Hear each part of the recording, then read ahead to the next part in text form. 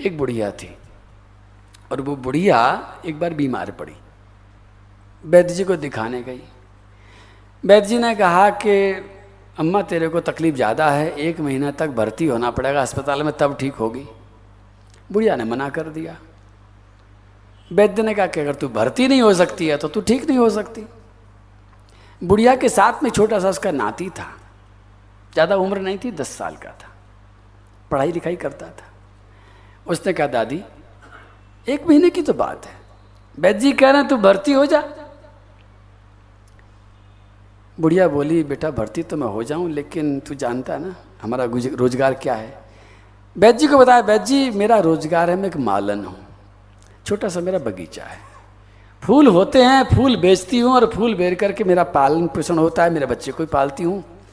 अगर मैं 1 महीने तक बीमार पड़ करके आप भर्ती रहकर रहूँगी यहाँ पर तो 1 महीने में मेरी पूरी की पूरी बगीची सूख जाएगी, फिर धंधा चौपट हो जाएगा। नाती बोला दादी चिंता मत कर, मैं स्कूल की छुट्टी कर दूंगा, मैं 1 महीने तक खेलूंगा नहीं, पढ़ूंगा नहीं, मैं तेरे उस बगीचे को संभालूंगा, मुझे मालूम है बगीचे के सारे पेड़ पौधों को जानता हूँ। बुढ़िया ने कहा फिर तो ठीक है, तू संभालेगा, पक्की बात? बोले पक्की बात।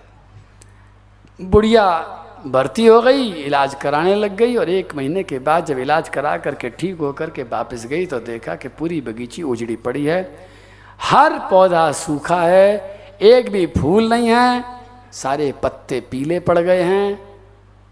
बुढ़िया को बड़ा दुख हुआ। उसने अपने नाती को बुला करके कहा बेटा तेरे को अगर नहीं करना था तो तू नहीं करता, लेकिन तू मना कर देता, तूने ये क्या किया? उसकी आंखों में आंसू आ रहे हैं और वो कहता कि दादी मैंने सच कहता हूँ, मैं पढ़ने भी नहीं गया, मैं खेलने भी नहीं गया, मैं सुबह से शाम तक इस बगीचे के हर पौधे को पानी पिलाता रहा, फिर भी सूख गए, मैं क्या करूं? मैं खुद हैरान हूं, तूने पानी पिलाया फिर कैसे ऐसा सूख गया? बोले माँ मैं सच बता रहा हूँ दादी, मैंने एक एक पत्ते को एक एक गिलास में डुबा डुबा करके सबको पानी पिलाया।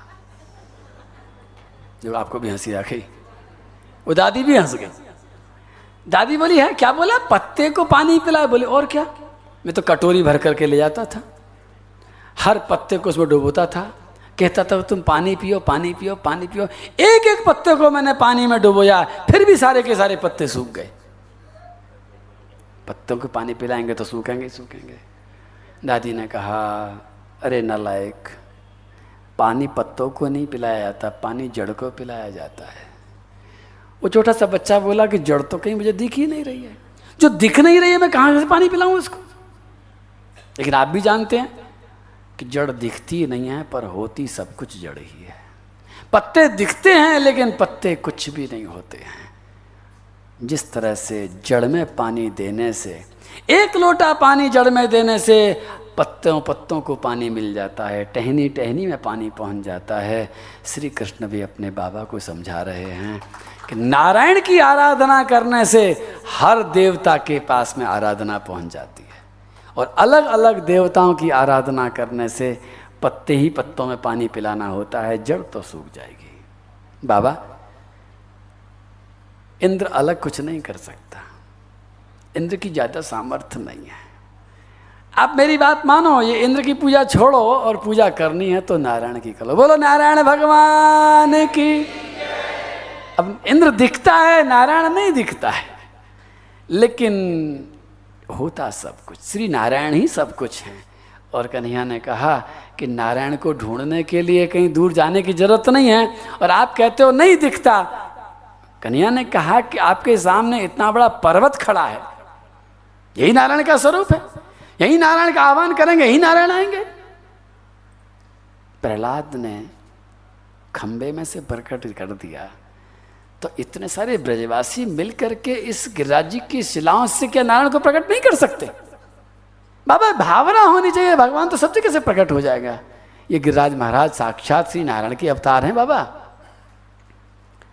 नंद बाबा कुछ सोच रहे हैं, क्या करूं? बगल में खड़े हैं अभिनंद, उनके बगल में उपनंद बैठे हैं, बड़े भाई हैं। दोनों के दोनों बोले कि अरे नंद क्या सोचने में लग रहा है?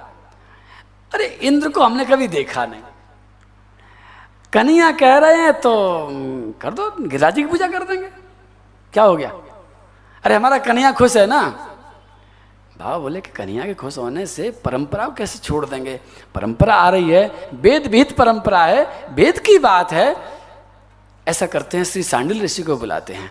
तो सांडिल्य ऋषि बड़े भारी ज्ञानी हैं, पंडित हैं, ऋषि हैं, उनको बुलाया। उनसे कहा कि कन्हैया कह रहे हैं कि गिरिराज जी की पूजा करो, और परंपरा कह रही है कि इंद्र की पूजा करो। आप ऋषि, आप बताओ क्या करें? सांडिल्य ऋषि ने कहा कि श्री कृष्ण ही धर्म है, श्री कृष्ण ही सत्य हैं, ये जो कहते हैं वही सत्य है, वही धर्म है, वही करने लायक है।